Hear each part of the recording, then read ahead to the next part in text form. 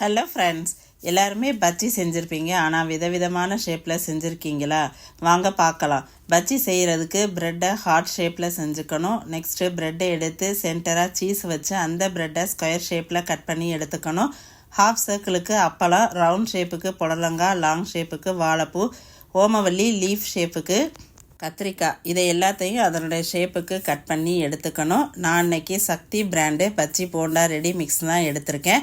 யூஸ்வலாக நம்ம பஜ்ஜிக்கு மாவு மிக்ஸ் பண்ணுற மாதிரி மிக்ஸ் பண்ணிவிட்டு ரெடி பண்ண வெஜிடபிள்ஸை 1 by 1 ஆயிலில் ஃப்ரை பண்ணி எடுத்துக்கணும்.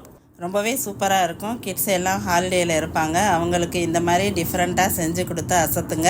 நார்மலாக செய்கிற வாழைக்காய் பஜ்ஜி, ஆனியன் பஜ்ஜின்னு இல்லாமல் டிஃப்ரெண்ட் ஷேப்பில் கிட்ஸுக்கு பிடிச்ச மாதிரி செஞ்சு கொடுத்தா கண்டிப்பாக வேண்டான்னு சொல்ல மாட்டாங்க. என்ஜாய் பண்ணி திரும்ப திரும்ப கேட்பாங்க. எல்லா பஜ்ஜியுமே ரொம்பவே நல்லாயிருக்கும். கண்டிப்பாக ட்ரை பண்ணி பாருங்கள். உங்களுக்கும் ரொம்ப பிடிக்கும். தேங்க்ஸ் ஃபார் வாட்சிங். பை.